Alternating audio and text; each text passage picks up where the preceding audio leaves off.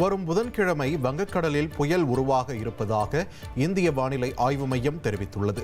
தெற்கு அந்தமான் கடல் பகுதியில் நேற்று உருவான குறைந்த காற்றழுத்த தாழ்வு பகுதி ஆழ்ந்த காற்றழுத்த தாழ்வு பகுதியாக வலுவடைந்த நிலையில் வரும் 24ஆம் தேதி காற்றழுத்த தாழ்வு மண்டலமாக தீவிரமடைய வாய்ப்புள்ளதாக தெரிவிக்கப்பட்டுள்ளது. தொடர்ந்து மேற்கு வடமேற்கு நோக்கி நகர்ந்து 26ஆம் தேதி தென்கிழக்கு வங்கக்கடலில் புயலாக மாற வாய்ப்புள்ளதாக வானிலை ஆய்வு மையம் தெரிவித்துள்ளது. வடகிழக்கு பருவமழை தொடங்கி உருவாகும் 2வது புயல் இதுவாகும். ஐக்கிய அரபு அமீரகம் பரிந்துரைத்த சென்யார் என்ற பெயர் இந்த புயலுக்கு வைக்கப்பட உள்ளது. கேரளாவில் 7 மாவட்டங்களுக்கு இன்று இடி மின்னலுடன் கூடிய கனமழைக்கான மஞ்சள் எச்சரிக்கை விடுக்கப்பட்டுள்ளது. கேரள மாநிலத்தில் பருவமழை தீவிரமடைந்துள்ள நிலையில் அடுத்த 5 நாட்களுக்கு கனமழையுடன் பலத்த காற்று வீச வாய்ப்புள்ளதாக இந்திய வானிலை ஆய்வு மையம் தெரிவித்துள்ளது.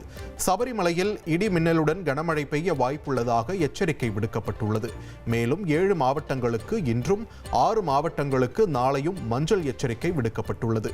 மணிக்கு 35 முதல் 45 கிலோமீட்டர் வேகத்தில் காற்று வீசக்கூடும் என்பதால் இன்றும் நாளையும் மீனவர்கள் கடலுக்கு செல்ல வேண்டாம் என்று எச்சரிக்கை விடுக்கப்பட்டுள்ளது.